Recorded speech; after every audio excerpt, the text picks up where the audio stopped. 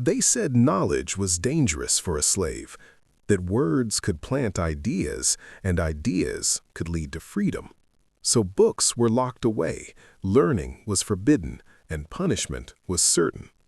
But one boy decided that fear was not stronger than curiosity. What he learned in secret would not only change his life, it would change the lives of many others. The sound of morning on the plantation never felt gentle. It arrived suddenly, breaking the silence before sunrise with the sharp echo of orders and the restless movement of tired bodies rising from the ground. The air was cold, heavy with dust and expectation. Another day had begun, and like every day before it, no one asked whether they were ready. Among the line of workers moving toward the fields walked a boy who had learned very early how to stay unnoticed. His name was Samuel. He did not remember the exact moment his childhood ended. On the plantation, childhood disappeared quietly. One day you were small enough to be carried, and the next you were expected to work. Samuel's memories of life before the plantation were faint. Flashes of warmth, a woman's voice humming softly, and the feeling of safety that no longer existed. Those memories faded more each year, replaced with routine and survival. The plantation defined everything: where to stand, when to speak, when to sleep, even how long a person could rest before being called back to work. The rules were simple and repeated often enough that no one forgot them. Work hard, stay quiet, do not question. And there was one rule spoken less often but understood by everyone. Slaves were not meant to learn. Books belonged to the big house. Reading and writing were considered dangerous skills, things that could change the way a person thought. The owners believed that a man who learned to read might begin to imagine a different life, and imagination, they believed, was the beginning of rebellion. Samuel didn't understand this at first. He only noticed differences. When he carried water or supplies near the main house, he sometimes saw the owner's children sitting near open windows, holding paper and ink. They laughed while forming letters, their mistakes corrected with patience. Learning seemed easy for them, almost effortless.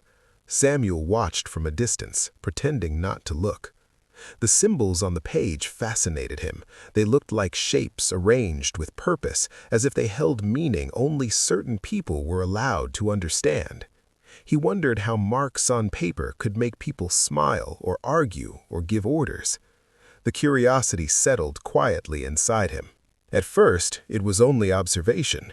He began noticing letters everywhere, painted on wagons, carved into wooden crates, stamped onto tools delivered from town. Some symbols appeared again and again. Though he could not read them, he sensed patterns forming. And once a person begins to notice patterns, questions soon follow.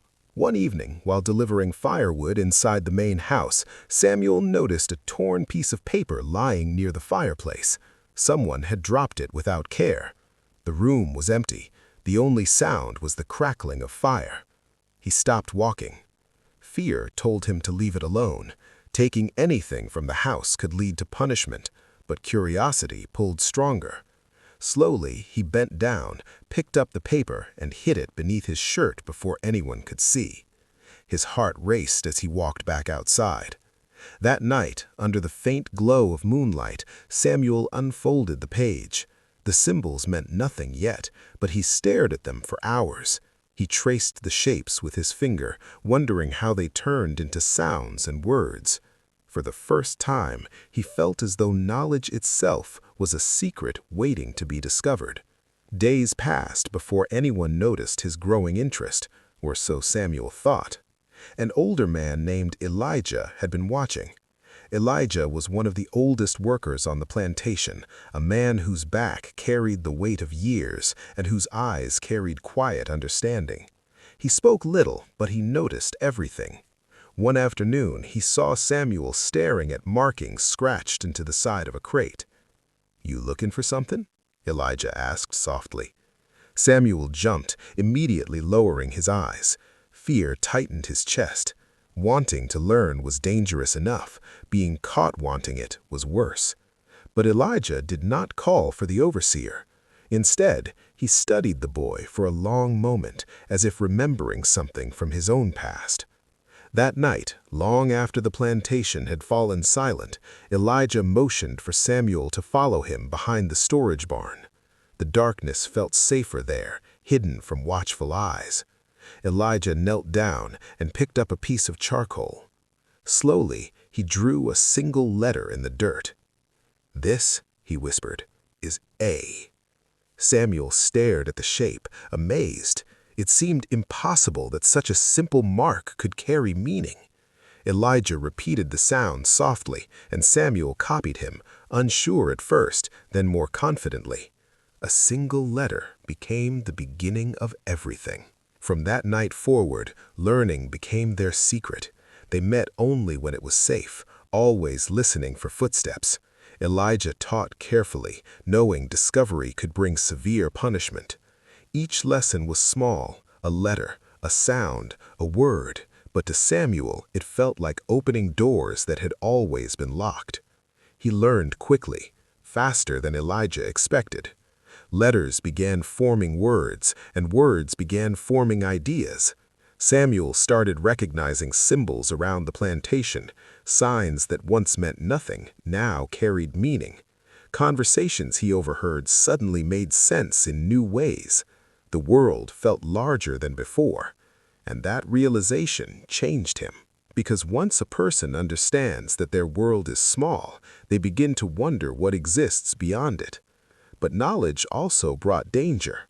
Samuel found himself staring too long at written words, sounding them out silently in his mind. One afternoon, while unloading supplies, he paused near a crate marked with bold letters. Without thinking, he whispered the word under his breath. The overseer noticed immediately. "What did you say?" the man asked sharply. Samuel froze. Panic rushed through him. He shook his head quickly, pretending confusion. After a tense silence, the overseer turned away, but his expression made it clear suspicion had begun. That night, Elijah's voice carried worry. Learning changes a man, and change makes people nervous. Samuel understood the warning, yet something inside him had already shifted. Reading was no longer just curiosity, it felt like power. Not power over others, but power over fear itself. For the first time in his life, Samuel believed that the world might hold possibilities beyond survival. And that belief was dangerous, because secrets never stay hidden forever. Somewhere on the plantation, eyes had begun to notice the boy who looked at words too carefully and asked questions without speaking them aloud. Samuel did not know it yet, but the path he had chosen would soon test everything he had learned. And once the truth came out, there would be no turning back. The change inside Samuel did not happen all at once. At first, it was small, almost invisible. He worked the same hours, followed the same orders, and kept his head lowered like everyone else. But inside, something had awakened. The world no longer felt fixed and unchangeable. Words had shown him that reality could be described, explained, and perhaps one day rewritten. And that idea refused to leave him. Every chance he got, Samuel practiced silently. While carrying water buckets, he traced letters in his mind. While resting briefly in the fields, he repeated words Elijah had taught him, careful never to move his lips. Learning required patience, and patience required discipline. One mistake could expose everything. Elijah reminded him of that often. "You must learn slowly," Elijah warned night one. "Not just letters, you must learn when not to show what you know." Samuel agreed, though he struggled with that lesson more than the others. Knowledge made him curious, and curiosity made him observant. He began noticing things he had never seen before. Written instructions passed between overseers, markings on shipment boxes, even numbers that revealed how much cotton was expected from each field. For the first time, Samuel understood that words controlled more than conversation. They controlled decisions, they controlled movement, They controlled people's lives. And that realization filled him with both excitement and fear. Because if words held power, then denying someone the ability to read was another way of keeping them powerless. One evening, while delivering supplies near the main house, Samuel overheard two men arguing inside. Their voices were low, but he caught fragments of meaning. Discussions about money, shipments, and workers being sold to another plantation. Before learning to read, such conversations would have meant nothing to him. Now, every word felt. The morning felt heavier than usual. Samuel noticed it before anyone said a word. The air carried tension, the kind that spread quietly without explanation. Conversations stopped when overseers passed. Workers avoided eye contact. Something had changed, even if no one spoke about it openly. Samuel tried to focus on his work, but his thoughts refused to settle. Elijah's warning from the night before echoed in his mind. If they discover this, they will see it as defiance. And on a plantation where obedience meant survival, defiance was dangerous. By midday, the overseer's attention became impossible to ignore. He walked slower through the fields, watching more closely than usual. Twice, Samuel felt the man's eyes linger on him longer than necessary. Each time, Samuel lowered his head, forcing his movements to remain steady. Inside, fear tightened its grip. He replayed every moment in his mind, searching for mistakes. Had someone seen him practicing? Had the worker who noticed him tracing letters spoken to someone? On the plantation, secrets rarely belonged to one person for long. That evening, Samuel avoided Elijah, not out of distrust, but out of fear that being seen together might confirm suspicion. Learning had always been dangerous, but now it felt like standing too close to fire. Night arrived slowly. Samuel lay awake, listening to the distant sounds of the plantation settling into silence. Sleep would not come. Every creak of wood sounded like approaching footsteps. Every shadow felt like a threat. Then came the sound he feared most, voices outside. The door opened suddenly. Lantern light filled the small space as the overseer stepped inside, followed by another man. Samuel's heart pounded violently as he sat up. "Get up," the overseer ordered. Samuel obeyed immediately, keeping his eyes lowered. The questioning began without explanation. Simple questions at first: where he worked, who he spoke to, what he did after dark. Samuel answered carefully, choosing words that revealed nothing. But the overseer's tone made it clear this was not curiosity. It was suspicion. Finally, the overseer held up something in his hand. A torn piece of paper. Samuel's breath caught. It was the same page he had taken from the house months earlier. Somehow it had been found. "You know what this is?" the overseer asked. Samuel shook his head slowly, forcing confusion onto his face. Silence stretched between them. The overseer studied him, searching for hesitation. For a moment, Samuel thought everything was over, but the man lowered the paper and stepped back. "Be careful where you go," he said coldly. "Curiosity causes trouble." When they left, Samuel collapsed back onto the floor, his entire body shaking. He understood the message clearly. They did not have proof, not yet, but they were watching. The next day, Elijah found him near the water barrels. "You must stop for now," Elijah said quietly, "at least until this passes." Samuel wanted to agree. Fear told him Elijah was right, but something inside him resisted. Learning had changed the way he saw the world. Stopping felt like losing something important, something he might never regain. Still, he nodded. For several days, Samuel avoided anything that might raise suspicion. He worked harder, spoke less, and forced himself not to look at written words. Outwardly, everything returned to normal. Inside, however, the silence felt unbearable. Without learning, the days felt longer again. The world seemed smaller. Samuel realized that knowledge had not only given him hope, it had made ignorance painful. One evening, while repairing tools near the storage shed, a younger boy approached him quietly. "What does this say?" the boy whispered, pointing to a marking on a crate. Samuel froze. The question struck him harder than he expected. The boy's eyes carried the same curiosity Samuel felt once, the same hunger to understand. For a moment, Samuel hesitated, remembering Elijah's warning. Then he shook his head. "I don't know," he said softly. The boy walked away, disappointed. But Samuel remained still long after, guilt settling heavily in his chest. He realized something important in that moment. Knowledge was not only dangerous, it was lonely. Knowing something others were forbidden to know created distance. And yet, the idea of helping others learn refused to leave his mind. That night, Samuel made a decision. He returned to the hidden place behind the barn where Elijah had first drawn letters in the dirt.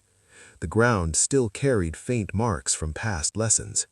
Slowly, Samuel traced a letter with his finger. A. The same beginning. He understood the risk now more clearly than before. Learning was no longer just curiosity or hope. It was about choice, whether to remain silent or to continue despite fear. Elijah found him there later, disappointment and concern mixed in his expression. "You're risking everything," the older man said. Samuel looked up. "Maybe," he replied quietly. "But if they fear words this much, then words must matter."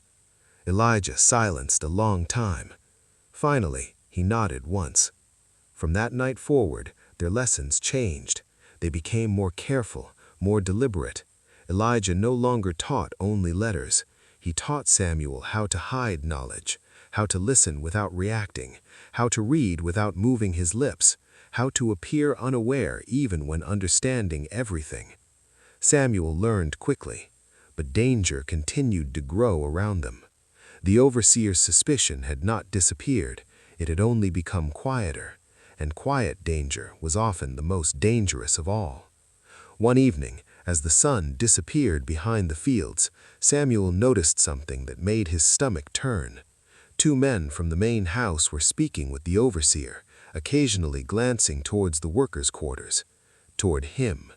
Samuel felt it immediately, the sense that time was running out. His secret had survived this long, but the plantation was closing in. Sooner or later, discovery would come, and when it did, knowledge alone would not protect him. Yet, despite the fear, Samuel felt something stronger rising inside him. Determination. Because reading had done more than teach him words. It had shown him that silence was not the only way to survive, that understanding the world might one day allow him to change it. What Samuel did not know was that his learning would soon lead him to something far more dangerous than punishment, a truth hidden within words themselves, a truth that could change not only his life, but the lives of many others on the plantation. And once that truth was revealed, there would be no turning back. The first sign of danger came quietly, too quietly. Samuel noticed it in the way conversations stopped when he walked past, in the way the overseer's eyes lingered a little longer than before. Nothing was said directly, but something had shifted. On a plantation, silence often meant suspicion, and suspicion could turn deadly. Samuel continued his routine carefully. He worked harder than ever, kept his head low, spoke less. But knowledge had changed the way he moved. Even when he tried to appear invisible, there was a confidence growing inside him, something the others could feel, even if they couldn't explain it. And confidence in a slave attracted attention. One evening, while returning from the fields, Thomas caught up with him again. "You need to stop," Thomas whispered urgently. Samuel frowned. "Stop what?" Thomas glanced around before answering. "Whatever it is you're hiding, the overseer's been asking questions." Samuel's chest tightened. "About me?" Thomas nodded. "Says you're different. Says you look at things like you're trying to understand them." Samuel forced a small laugh, but fear settled deep in his stomach. Understanding had become dangerous. Thinking had become suspicious. Still, he couldn't stop. Not now. Because reading had given him something he had never possessed before, a sense that his life could mean more than endless labor. That night, Samuel didn't light the candle. Instead, he sat in darkness, listening to the sounds of the quarters. Snoring, quiet breathing, the distant cry of night insects. His mind replayed everything he had learned over the past months. Words about laws, about states arguing over slavery, about men escaping north, about something called the Underground Railroad, whispered about like a legend. He didn't know if it was real, but he wanted to believe it was. For the first time, Samuel understood why reading had been forbidden. Knowledge didn't just teach letters, it taught possibilities. And possibilities made people harder to control. Days later, the danger finally revealed itself. Samuel was repairing a fence near the barn when the overseer approached without warning. "You can read?" The question struck like lightning. Samuel froze, forcing confusion onto his face. "No, sir." The overseer studied him closely, too closely. "Then why you always staring at writing?" Samuel swallowed. "Just looking, sir. Don't know what it means." The overseer said nothing for a long moment. Then he spat into the dirt and walked away. But Samuel knew it wasn't over. From that day on, he felt watched.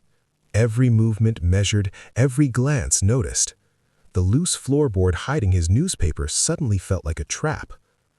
That night, he removed everything, the paper, the charcoal, the folded note Ruth had given him, and buried them near the edge of the woods. It felt like burying a part of himself. But survival came first. Weeks passed. The tension slowly eased, and Samuel allowed himself to breathe again. Yet something had changed inside him. Even without reading, his mind continued working. He replayed words he had memorized, forming sentences silently while working. Learning had become permanent. No one could take that away. One evening, old Ruth sat beside him outside the quarters. "They're afraid of you," she said softly. Samuel shook his head. "I ain't done nothing." "That's not true," she replied. "You learned." She looked toward the big house, her expression distant. "They know a man who can read starts asking why." Samuel stared at the ground. "I just want to understand." Ruth nodded slowly. "Understanding leads to wanting more." Her words lingered long after she left, because Samuel realized she was right. He did want more. Not just knowledge, not just hope. Freedom. The opportunity came unexpectedly. A new wagon arrived carrying supplies, and with it came newspapers wrapped around goods for protection. Samuel helped unload them, his heart racing when he recognized the printed letters. One sheet slipped free and landed near his feet. He hesitated, then quickly stepped on it, hiding it beneath his boot until no one was looking. Later that night, he retrieved it. The words spoke of growing conflict between North and South, political arguments, rising tension, talk of war becoming unavoidable. Samuel read slowly, piecing together meaning. If war came, everything could change. The thought terrified and excited him at the same time, because chaos could destroy lives, but it could also break chains. But hope came with a price. Not everyone wanted change. Some of the enslaved workers feared talk of war, fearful that harsher punishments would follow, that masters would tighten control before losing it. Samuel understood their fear. He felt it too. Yet he couldn't return to ignorance. He had seen too much. One night, as rain pounded against the roof, Samuel heard footsteps outside the quarters long after dark. Heavy footsteps, not belonging to anyone who lived there. He remained still, pretending to sleep. The door opened briefly, lantern lights swept across the room. The overseer, checking, watching. The light paused on Samuel's face for a moment before moving on. When the door closed, Samuel's heart pounded so loudly he feared others could hear it. He understood then that time was running out. Sooner or later, suspicion would become accusation, and accusation meant punishment, or worse. For the first time, Samuel began thinking seriously about escape. The idea frightened him. The woods were vast, the risks enormous. Failure meant death or being sold far away, never to see familiar faces again. But staying meant slowly suffocating under a life he now knew wasn't the only possibility. Reading had given him awareness, and awareness made staying harder than leaving. He began paying attention to directions, to stars, to the movement of wagons leaving the plantation, quietly gathering information the same way he had gathered words, learning, preparing, waiting. Samuel didn't yet realize that someone else had also been watching, not with suspicion, but with interest. Someone who had noticed his intelligence, someone who would soon offer help, or bring even greater danger. Because the next chapter of Samuel's journey would force him to choose between safety and freedom. And once that choice was made, there would be no turning back. The night felt different. Samuel could not explain why, but the air itself seemed heavier, as if something unseen was moving closer. The plantation was quiet, yet his instincts refused to let him sleep. He lay awake on the rough wooden floor, staring into darkness, listening to the wind push against the walls. For weeks, he had felt the pressure building. The overseer's suspicion had not disappeared, it had only gone silent. And silence, Samuel had learned, was often more dangerous than anger. Because anger passed, suspicion waited. He turned slightly, careful not to wake the others. Around him, men slept deeply after long hours in the fields, their bodies already aching before the day had even begun. Samuel worked silently, keeping his movements steady and predictable. He had learned that survival depended on appearing ordinary, invisible. Yet inside his mind, nothing was ordinary anymore. Every sign, every marking, every piece of writing he saw now demanded attention. A label on a crate, a number painted on a wagon, letters carved into tools. His brain read them automatically, even when he tried not to. Knowledge could not be undone, and that frightened him. By midday, the heat became unbearable. Sweat soaked through his shirt as he worked beside Thomas, who spoke little these days. Fear had changed him, too. Finally, Thomas spoke without looking at him. "You thinking about leaving?" Samuel's hands froze for a brief second before continuing. "Why you say that?" Thomas glanced slightly. "You look north sometimes." Samuel didn't answer, because it was true. Every time he paused, his eyes drifted towards the distant tree line, beyond which lay roads he had never walked, places he had only read about. Places where men like him were said to live differently, freely. Thomas lowered his voice. "Running ain't like stories. Most don't make it." Samuel nodded slowly. He knew that. Reading had not filled him with illusions, it had shown him risks. But it had also shown him possibility, and possibility was impossible to forget. That evening, something unexpected happened.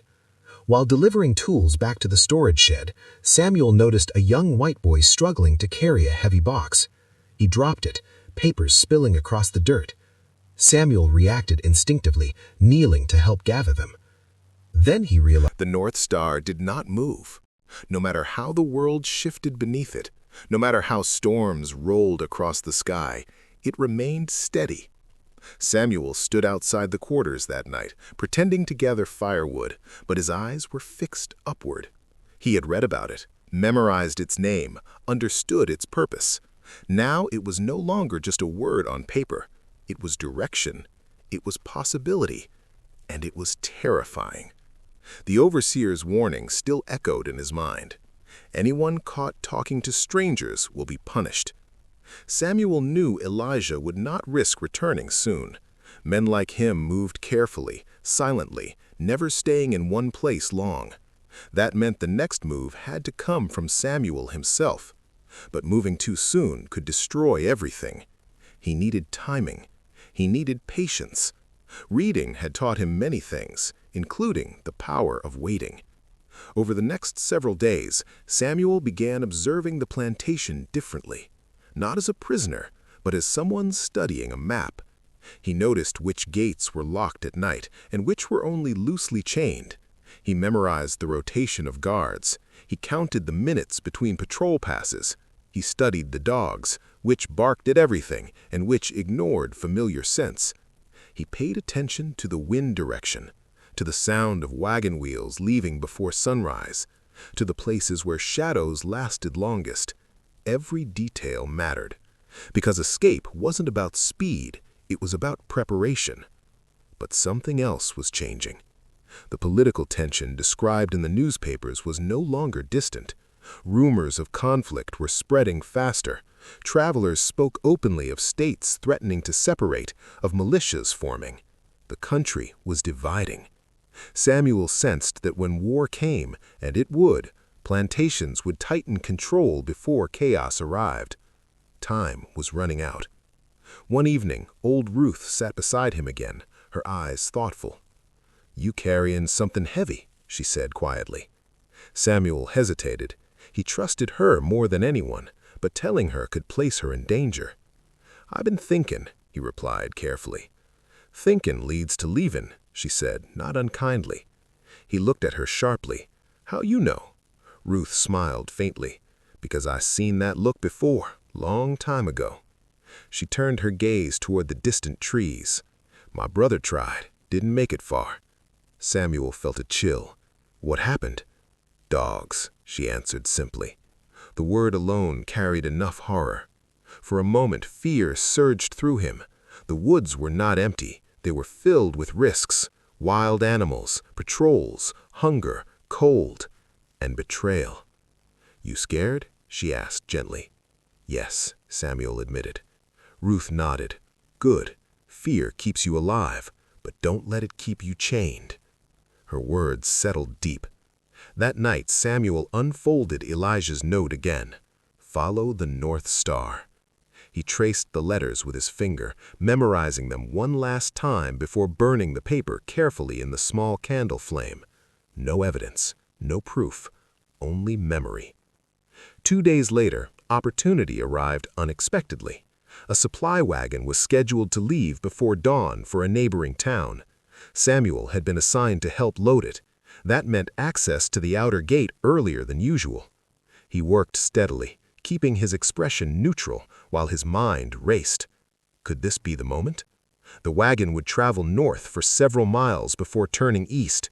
If he slipped away before the turn, he could gain distance before anyone noticed. But disappearing during work hours would raise immediate alarm. He needed darkness. He needed confusion. That evening, thunder rolled across the horizon.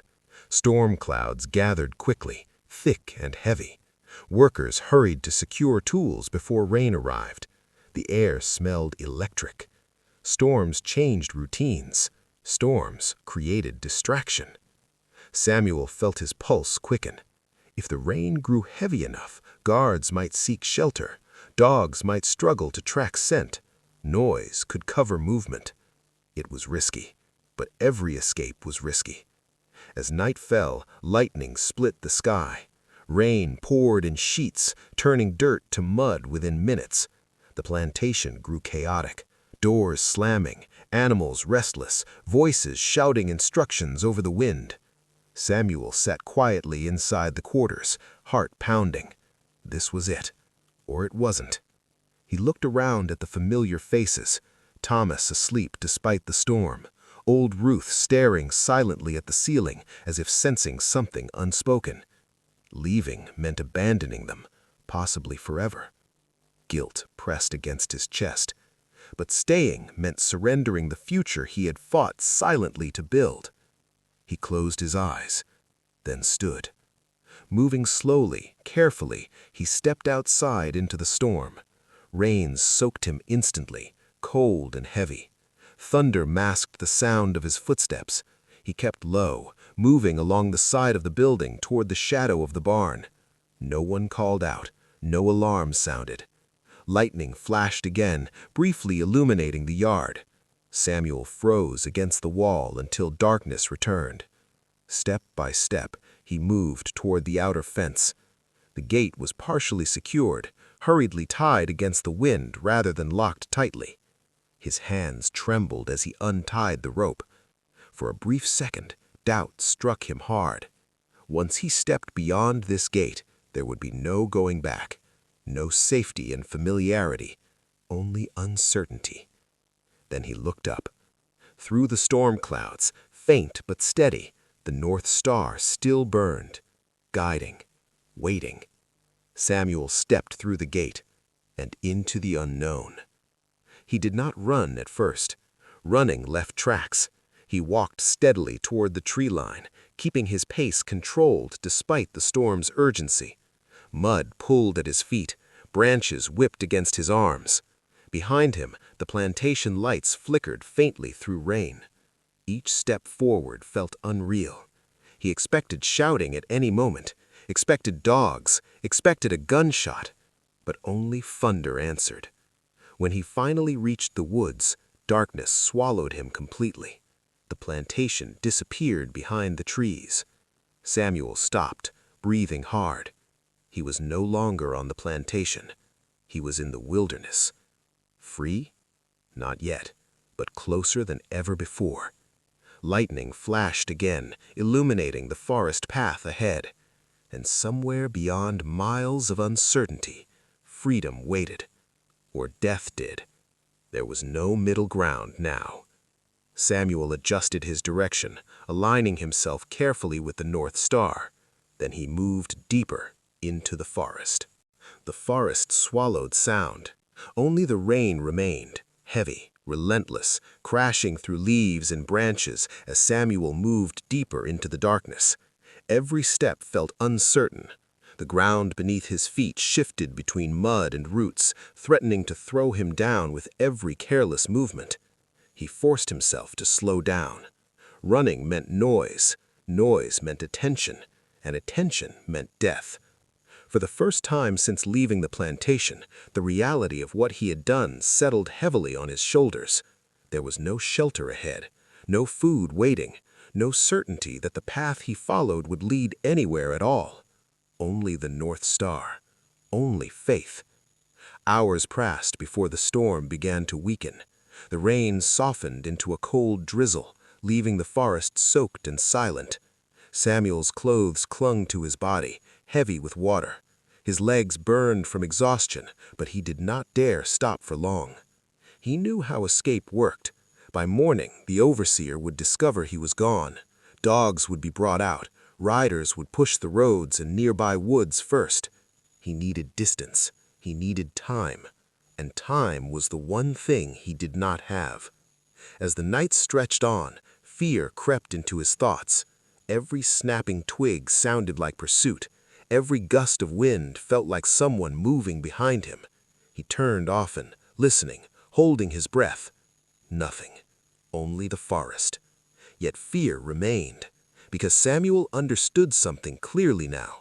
Freedom did not begin the moment chains were left behind.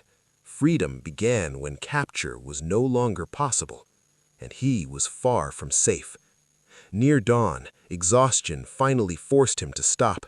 He found a fallen tree and crouched beneath it, using the thick branches as cover. His hands shook from cold and fatigue. Hunger gnawed at his stomach, but first doubt entered his mind. Had he made a mistake? The plantation had been cruel, but it had been predictable. Here, everything was uncertain. One wrong direction could lead him back toward danger instead of away. He closed his eyes briefly, remembering the words he had read months earlier, stories of people traveling at night, hiding during the day, trusting the stars. He forced himself to breathe slowly. He had come this far. Turning back was no longer possible. Morning light filtered through the trees, gray and weak. Birds began to call. The night was quiet but tense. Samuel crouched near the riverbank, the cold water lapping at his legs. Every sound, a rustling leaf, a distant owl, a snapping branch, made him freeze, listening for any hint of pursuit. The river, wide and dark, was both a lifeline and a trap. Crossing it meant danger, but staying in the open meant almost certain capture. He thought of the plantation, the overseer, the dogs, and the cruel men who would see him returned, broken and punished. But those memories, as sharp as they were, also reminded him of why he had to move forward. Freedom was not a single moment, it was a series of decisions, each one heavier than the last, each one carrying the weight of life or death. He pushed into the river, water rushing cold against him, soaking his clothes and chilling him to the bone. Each step had to be deliberate. Too fast and he could slip, too slow and he could be caught. His fingers tightened around the wooden pole he had found for balance. The current tugged at his legs, trying to pull him off the stones beneath. His breath came in shallow bursts, every inhale mixed with fear and determination. The river was an ally now, hiding his scent, washing away the evidence of his passage. Every step north was one step further from the plantation, one step closer to a dream he had barely allowed himself to imagine, a life not owned by another. Hours passed as Samuel navigated through the dark waters. His muscles burned, hunger gnawed relentlessly, and fatigue pulled at his every movement. Still, he could not stop. Darkness gave him cover, but it also concealed dangers he could not see. Deep currents, hidden rocks, and the unseen eyes of those hunting him. Finally, he reached the opposite bank. Mud clung to his soaked clothes, and his legs trembled from the effort. He moved quickly into the trees, hiding under thick branches to shield himself from view. For a moment, he allowed himself to breathe. Safe. For now. By dawn, exhaustion had taken its toll. He found a small clearing and crouched behind rocks, watching the light change in the sky.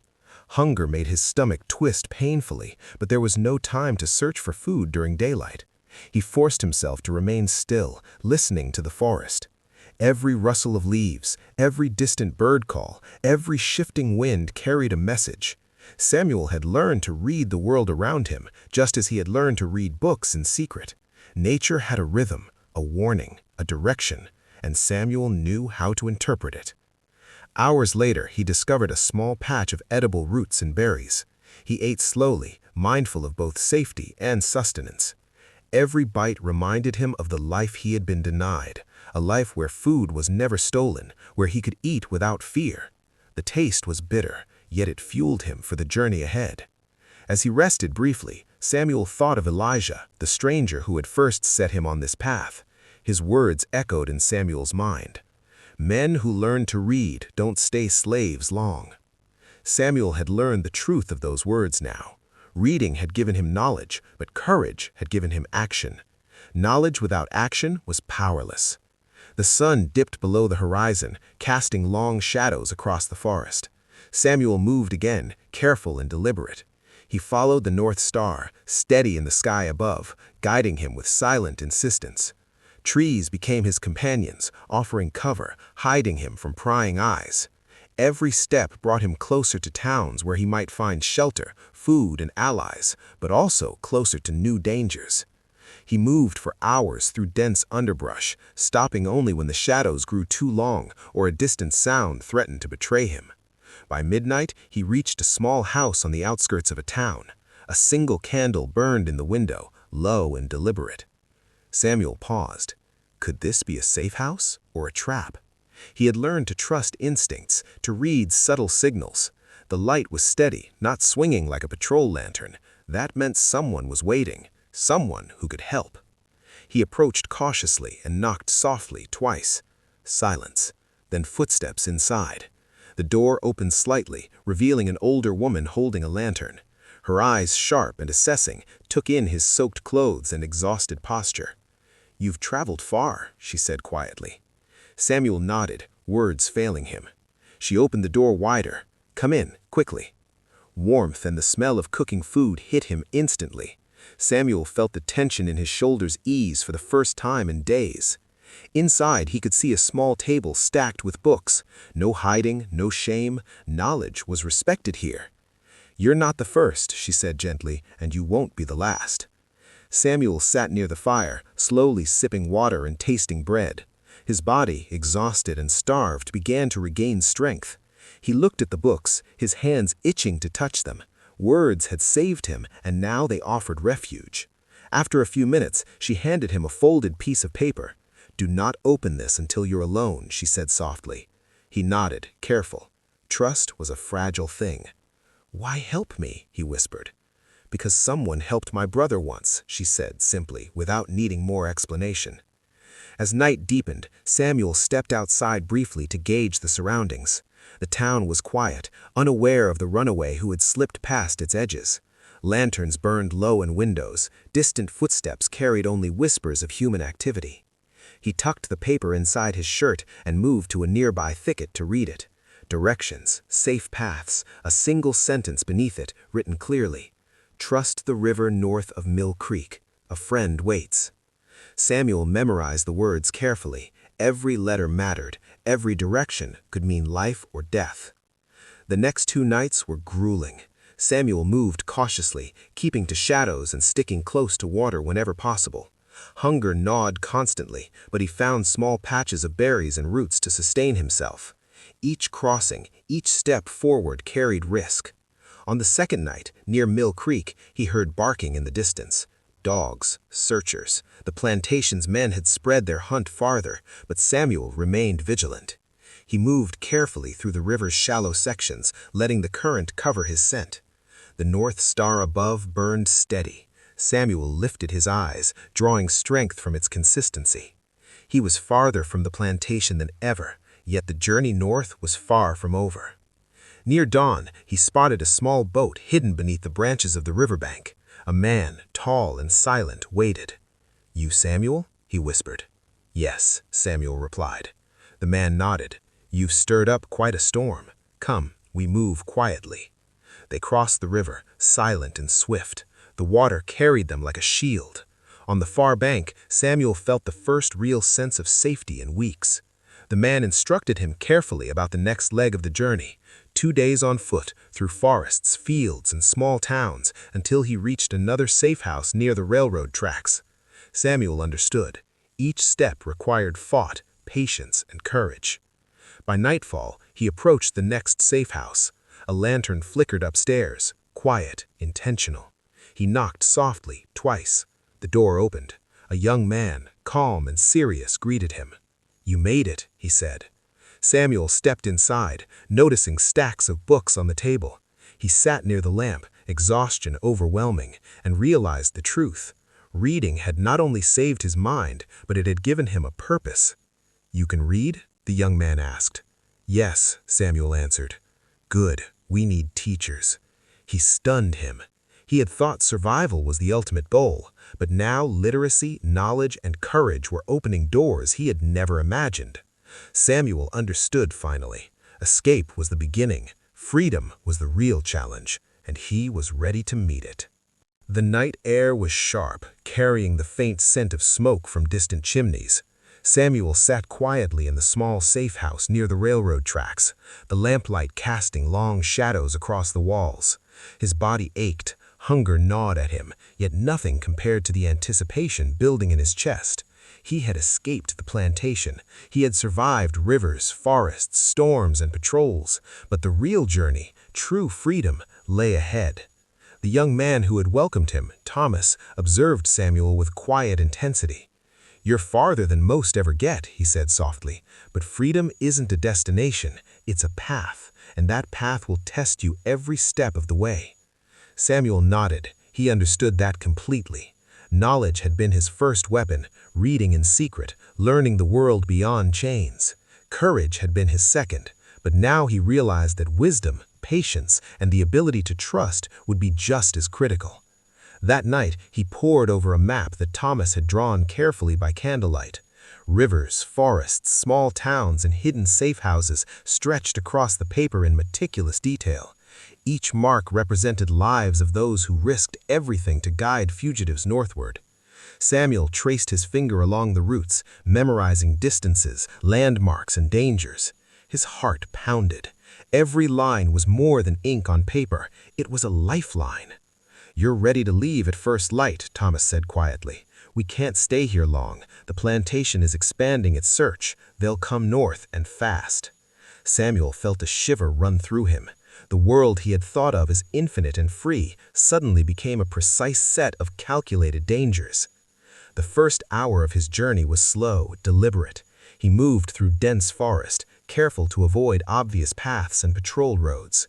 The North Star remained his only constant companion, steady and unyielding in the night sky. Each step was measured, each breath controlled. The first light of dawn barely touched the horizon when Samuel emerged from the small safe house near the railroad tracks. The chill of night still clung to the air, biting his skin, and the forest was dense with shadows. He tightened the straps of his worn shoes and adjusted the bundle of supplies on his back. Hunger gnawed at his stomach, and fatigue pressed against every muscle in his body. Yet he felt a spark of determination. This journey north, he knew, was the defining stretch of his escape. The forest around him was alive with sound. Birds flitted between branches, leaves rustled in the wind, and somewhere distant, an animal moved cautiously, alert.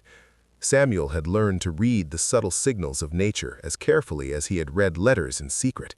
Every rustle, every movement, every change in light was a story, a warning, a path forward. He moved quietly, keeping close to the edges of the forest where shadows merged with the undergrowth. Open fields ahead meant risk. Towns meant observation. He needed to stay in constant motion, careful to let instinct guide him. Survival was no longer merely about fleeing, it was about anticipation, calculation, and patience. Hours passed as Samuel traced the course of a narrow creek through the woods. The water whispered over stones, carrying with it both solace and danger. It was a natural companion, masking his scent, guiding his steps, and teaching him the rhythms of the forest.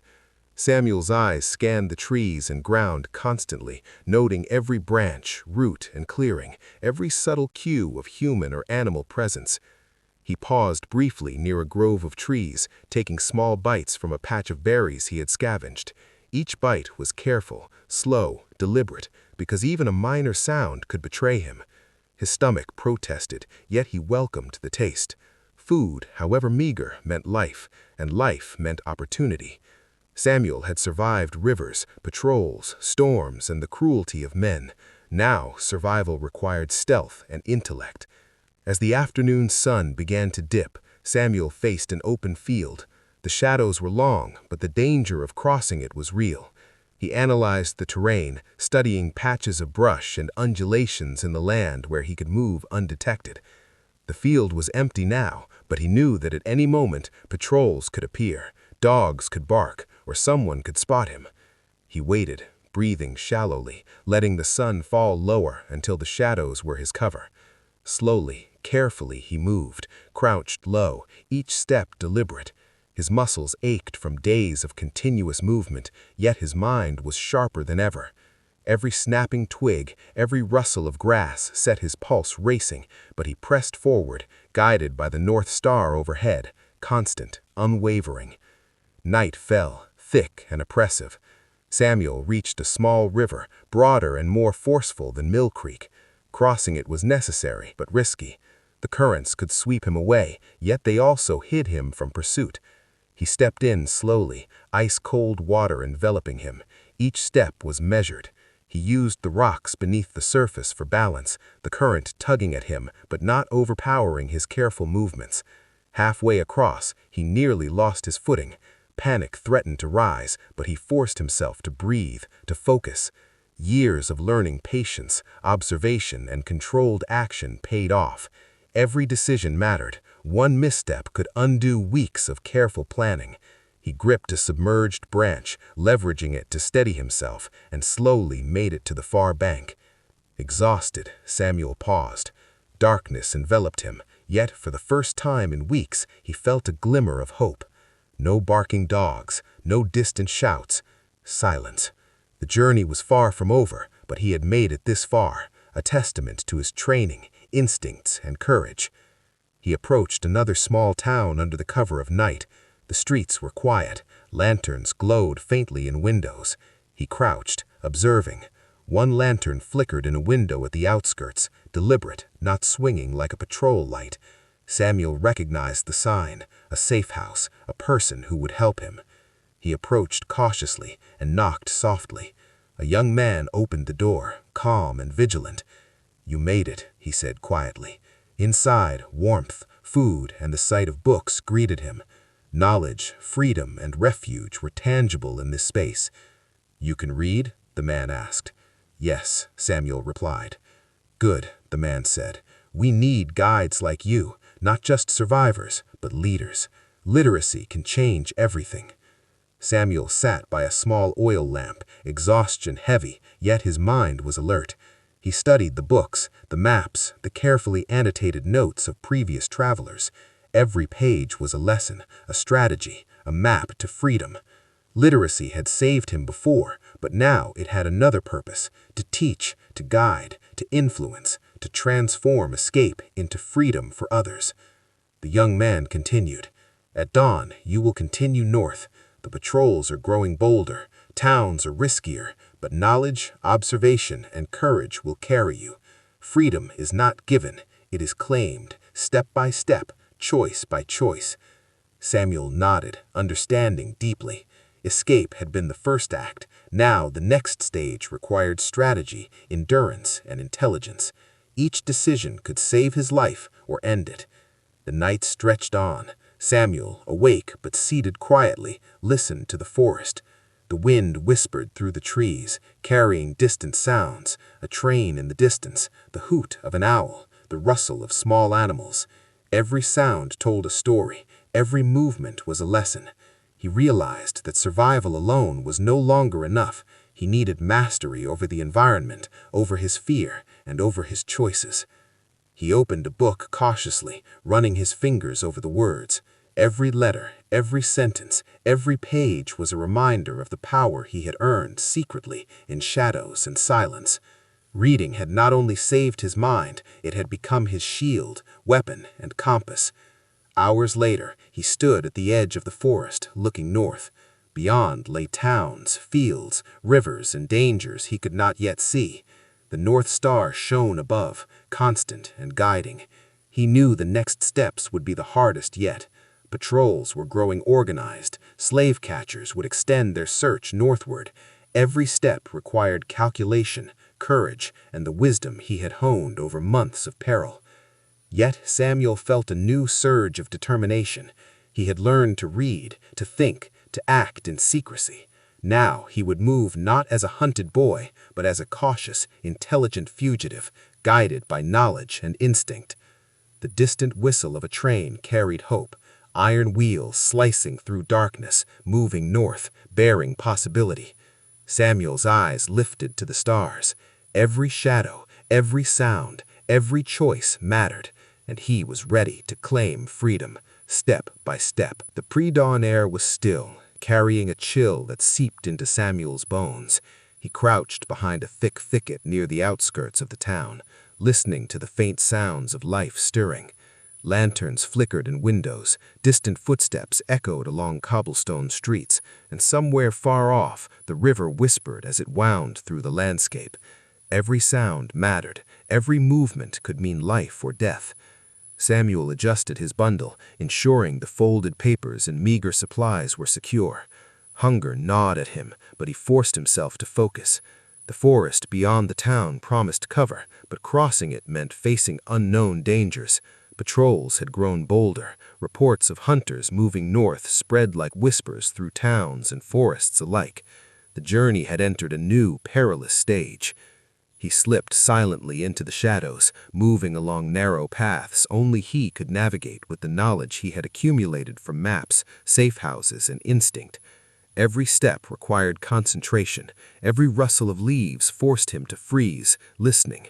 He had learned to read not just letters, but the world itself, the signals of nature, the subtle movements of animals, the distant echo of human activity. Hours passed. Hunger became sharper. Exhaustion pressed relentlessly against his body, but he had learned discipline, patience, and strategy. His mind focused on one thing: the path north, the safe house that awaited beyond forests and rivers, the continuation of a journey that could determine the rest of his life. By midday, he discovered a patch of edible roots and berries. He ate sparingly, each bite slow, deliberate, because even a minor sound could betray him. His stomach protested, yet he welcomed the taste. Food, however meager, meant life, and life meant opportunity. Samuel had survived rivers, patrols, storms, and the cruelty of men. Now survival required stealth and intellect. As the afternoon sun began to dip, Samuel faced an open field. The shadows were long, but the danger of crossing it was real. He analyzed the terrain, studying patches of brush and undulations in the land where he could move undetected. The field was empty now, but he knew that at any moment patrols could appear, dogs could bark, or someone could spot him. He waited, breathing shallowly, letting the sun fall lower until the shadows were his cover. Slowly, carefully he moved, crouched low, each step deliberate. His muscles ached from days of continuous movement, yet his mind was sharper than ever. Every snapping twig, every rustle of grass set his pulse racing, but he pressed forward, guided by the North Star overhead, constant, unwavering. Night fell. The first light of dawn painted the horizon in shades of orange and pink, but Samuel's world remained shadowed and tense. He crouched atop a ridge, overlooking a patchwork of forests, fields, and distant settlements. The North Star, now fading with the morning, had been his constant guide for months. Yet each step forward still carried risk. Patrols moved in patterns he had memorized, but every patrol, every scout, every glance of a distant lantern could spell discovery. The cold wind bit through his thin, worn clothes, and hunger clawed relentlessly at his stomach. Yet Samuel's mind was sharper than ever. He adjusted the strap of his bundle, pressing the papers close. Maps, letters, and instructions, memorized and reviewed countless times, were lifelines now. Each detail mattered. Every landmark could be a clue, every river bend a warning. Months of secret learning, observation, and patience had forged him into someone capable of surviving the impossible. Samuel descended carefully into a narrow valley where the forest thickened and the air was damp with mist. The ground was slick with dew, each step deliberate, muscles tense with anticipation. The forest seemed alive with sound, a distant owl, the rustle of small animals, and the occasional snapping of a branch under unseen weight. Samuel had learned to interpret these noises as carefully as he read letters. Every sound could be a guide or a signal of danger. He paused beside a large oak tree, pressing his back to the trunk. A patrol of mounted men passed several hundred meters ahead, their lanterns casting fleeting glows across the forest floor. Samuel held his breath, counting their horses' steps in silence.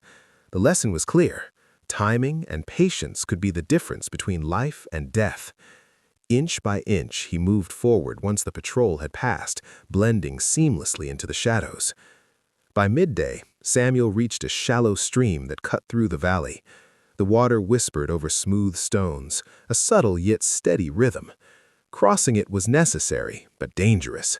Currents could sweep him away, and the splash of a single stone could alert someone miles away. He tested each footing carefully, gripping roots and stones for balance. The icy water bit into his legs, muscles trembling with exertion, but he pressed on. Inch by painstaking inch, he reached the opposite bank, heart pounding, but body relieved. Beyond the river, the forest opened into a small clearing, partially lit by the afternoon sun. Samuel crouched low, scanning every tree, bush, and shadow. Open ground was a trap, yet he had no choice but to move across it. Every decision was deliberate. He remembered the lessons he had learned in secrecy, patience, observation, calculation, and relied on them now more than ever. A distant dog barked. Samuel froze. Seconds felt like hours. His breath slowed, heart steady, muscles coiled like springs. The dog wandered off, oblivious. Samuel exhaled quietly and continued, moving as silently as a shadow. The clearing stretched endlessly, yet he pressed on. Every cautious step brought him closer to the next safe house, and more importantly, closer to freedom. As dusk fell, Samuel reached the edge of another river, wider and swifter than the last. Crossing it meant exposure, but it also offered concealment. He tested submerged rocks, feeling the force of the water tug at his legs. Step by careful step, he advanced, gripping branches for support. The icy water bit into his legs, muscles trembling with exertion, but he pressed on. Inch by stubborn length, he reached the opposite bank, heart pounding, but body relieved. Night settled over the forest like a heavy blanket. Samuel moved cautiously through dense undergrowth, the faint glow of the moon guiding his path. Every shadow was a potential threat, every sound a potential warning. Hunger and fatigue pressed heavily, but his mind remained sharp, eyes scanning for even the slightest movement.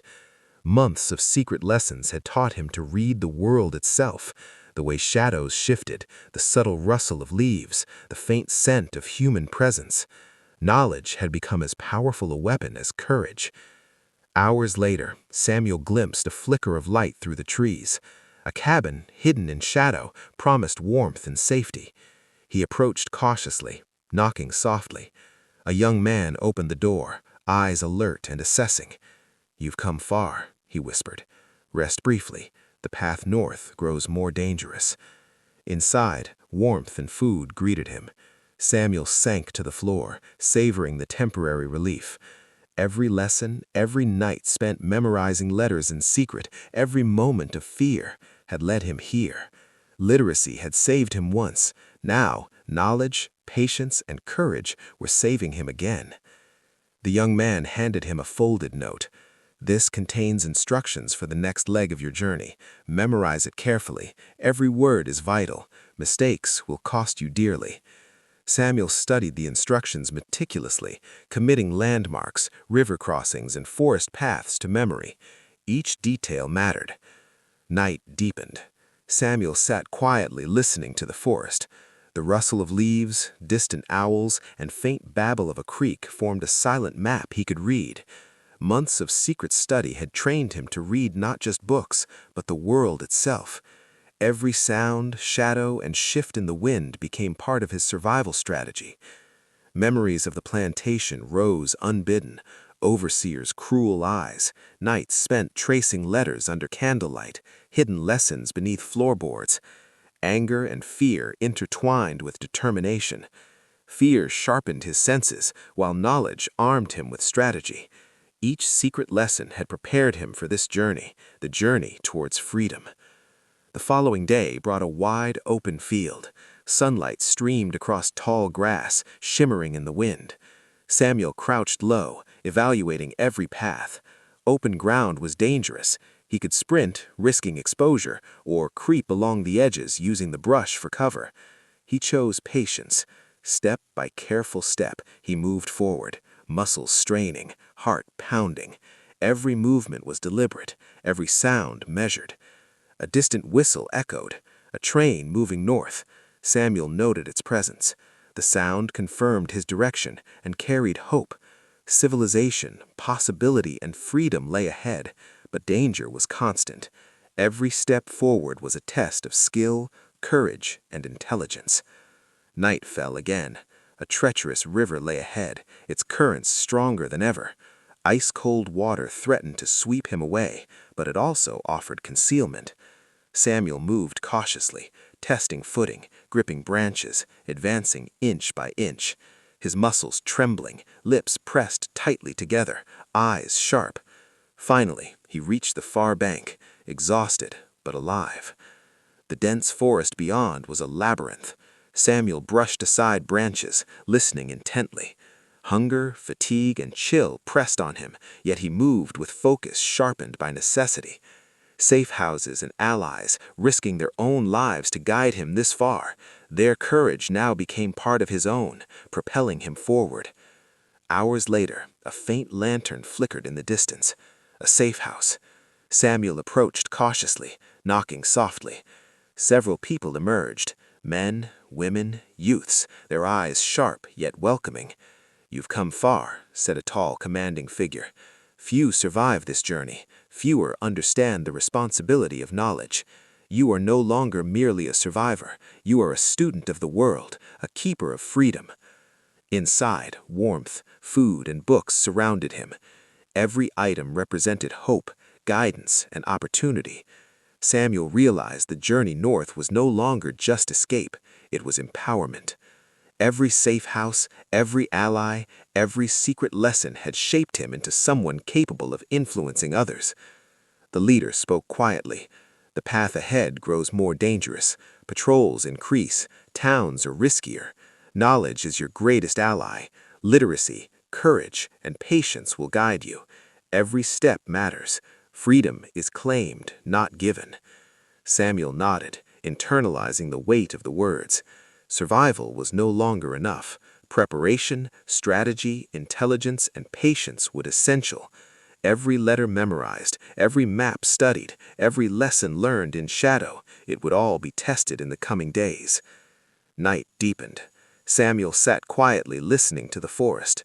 The distant whistle of a train carried hope, a signal that freedom lay ahead. Every shadow, every sound, every choice mattered. His journey had transformed him from a boy hiding in fear to a young man armed with knowledge, courage, and purpose. Samuel lifted his eyes to the North Star. A steady light offered guidance and reassurance. Every footstep, every choice, every act of courage had brought him here. Ahead lay the final stretch, dangerous but possible. With literacy, patience, courage, and wisdom as his weapons, he was ready. Dawn did not break gently that morning. It tore across the sky like a warning.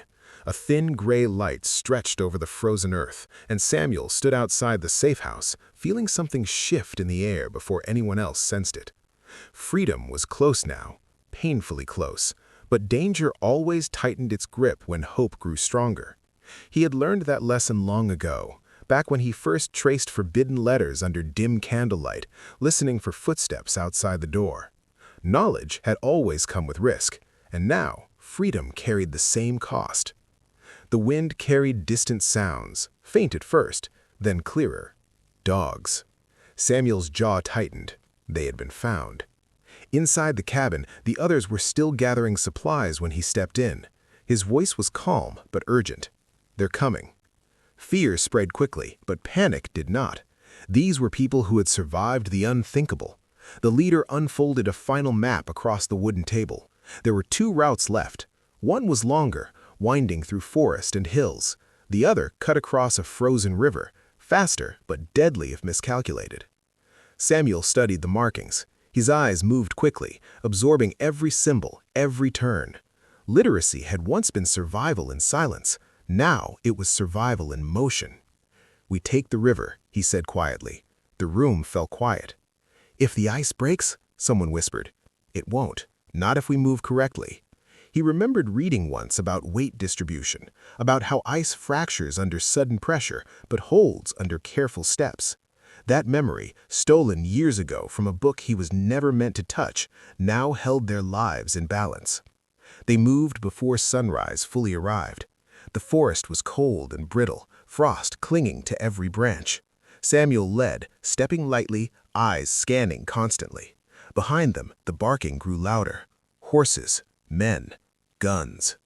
The frozen river appeared like a sheet of glass stretching across the land. It looked fragile, beautiful, deadly. Samuel stepped onto it first. The ice groaned beneath him.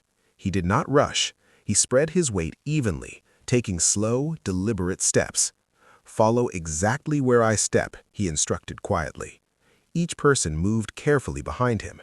Halfway across, a gunshot shattered the silence. Snow burst near the riverbank. The patrols had arrived. Another shot. Ice cracked loudly near the edge. Someone screamed and stumbled. The young woman slipped, her foot breaking through a thin layer. Samuel reacted instantly, grabbing her arm and pulling her up with controlled force instead of jerking. Jerking would break more ice. Panic would kill them. "Slow," he commanded. "Do not run." Dogs barked wildly from the shore. Then, a thunderous crack. A section of ice near the patrol horses collapsed completely, swallowing the front of the pursuit in freezing water. Chaos erupted behind them. The river had become a barrier. Samuel pushed forward until his boots finally touched solid ground on the other side. They had crossed. But the climb ahead waited like a final test. The ridge rose steep and unforgiving, coated in snow and ice. Exhaustion settled into their bones, but stopping meant capture. Samuel felt his muscles burn as he climbed, hands gripping sharp rock, pulling his body upward inch by inch. Every breath felt like fire in his lungs. Halfway up, doubt crept into the group. "We can't keep doing this," someone gasped. Samuel stopped and turned. "Yes, we can," he said quietly, "because we already have." He remembered the plantation, the nights of hunger, the beatings, the silence forced upon them. Compared to that, this climb was choice. Freedom chosen is stronger than suffering forced. They reached the summit as the sun finally broke over the horizon, and there it was. No chains, no overseers, no boundary marked in ink. Just land stretching northward, different in feeling even if it looked the same. Some fell to their knees, some wept openly. Samuel stood still. For a moment, he felt nothing. Then something deeper than relief filled him. Understanding. He had not only escaped slavery, he had escaped ignorance, and that was the greater freedom. Days later, in a northern settlement, Samuel sat in a warm wooden room surrounded by shelves of books, real books, openly displayed, no hiding, no whispering. A gray-haired man approached him. "They tell me you can read." Samuel nodded. The man placed several letters on the table. "Many who arrive here cannot. They need help writing to family. They need contracts explained. They need someone they can trust." Samuel picked up the first letter. His hands did not tremble. Years ago, those same hands would have been punished for holding paper. Now they held power. He began reading out loud softly, helping a newly arrived man understand words from a distant relative who had escaped before him. The man began to cry. That is when Samuel understood something greater than survival. Knowledge multiplies. Freedom, shared, becomes stronger. Weeks turned into months. Samuel began teaching formally. Men older than him sat beside children in a small wooden classroom. Women who once feared even speaking above whispers now traced letters confidently. He always began the same way. "With this letter," he would say, writing carefully. A. The first letter he ever learned, the first act of rebellion he ever committed. Every time someone successfully wrote their own name, something powerful shifted in the room. Names were identity. Identity was dignity. But freedom remained fragile. Rumors spread that slave catchers were crossing into northern territory illegally, kidnapping escaped people and dragging them back south. Fear returned. The settlement gathered in urgent meeting. "We need protection. We need organization." They turned to Samuel, not because he was the strongest, but because he understood. He studied maps again, this time not to flee, but to defend. He organized watch rotations, created coded signals using simple written marks only literate members could interpret. He wrote warning notices. He trained others to read those warnings quickly. Literacy became shield and sword. One cold evening, a scout ran into town breathless. "They're coming!" Samuel did not panic. He handed out written instructions calmly. People moved into position silently. Hidden paths were blocked. Signals were sent to neighboring settlements using prearranged written codes. When the slave catchers arrived, they found nothing but empty roads and silent buildings. They left, defeated. Samuel stood beneath the stars that night. The same North Star that guided him during escape now watched over him in freedom. He realized something powerful then. Freedom was not crossing a border. Freedom was building something no one could take back. Years passed. Samuel's classroom grew larger. More arrived seeking education. Some traveled miles just to learn from him. One day, a young boy stayed after class. "Is it true that you learned in secret?" Samuel smiled softly. "Yes." "Then weren't you afraid?" "All the time." "Then why did you keep learning?" Samuel looked at the shelves of books around him. "Because they could control my body," he said slowly, "but they didn't deserve my mind." The boy nodded, absorbing the words deeply. Samuel watched him leave, realizing something. The greatest rebellion had never been escape. It had been learning. On a quiet evening many years later, Samuel sat alone, writing by lamplight.